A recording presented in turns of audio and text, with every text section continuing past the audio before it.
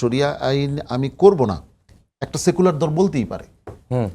কিন্তু আমি যখন নিজেকে দাবি করব যে আমি ইসলামী দল, তাহলে আমি শরিয়া আইন অনুযায়ী রাষ্ট্র পরিচালনা করব না, এইটা দ্বিমুখী বক্তব্য হয়ে গেল, দ্বিমুখী আচরণ হয়ে গেল।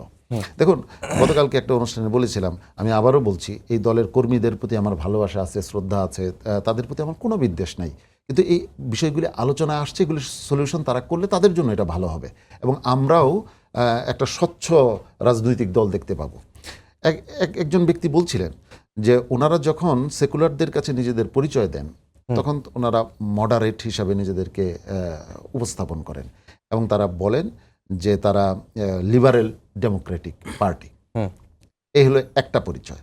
দ্বিতীয় পরিচয়, যখন ওনারা সাধারণ একেবারে খেটে খাওয়া মানুষের কাছে যান, তখন তারা জান্নাতের মানে মানে কোনো কিছু একটা মানে করেন। আমি আর ওইটা বলে তাদেরকে মনে কষ্ট দিতে চাই না, আসলে কারোর প্রতি আঘাত করা আমার উদ্দেশ্য না। বিষয়টা নিয়ে আলোচনা আসা উচিত।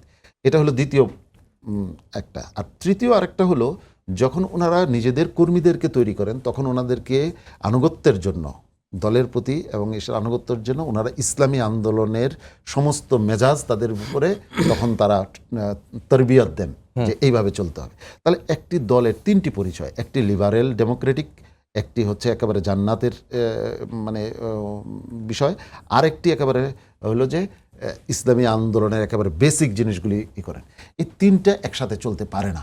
এখন বলেন যে আসলে এগুলি আমরা পাশ্চাত্য দুনিয়াকে বুঝাই। পাশ্চাত্য দুনিয়া কি এত বোকা? আপনি মুখে বলবেন একটা ইয়াতে একটা, ওরা কি আপনাদের সামগ্রিক বিষয়ে তাদের নজরে নাই? আসলে তিন জায়গায় তিন রং ধারণ করা, এটা একটা বিশেষ প্রাণীর ক্ষেত্রে রং পরিবর্তনের বিষয়টা আসে, চার বর্ণের একটা প্রাণীর ক্ষেত্রে আসে। আমি সেই বর্ণ মানে এটা বলতে চাই না, কিন্তু এরকম রং পরিবর্তন করা ভয়ঙ্কর।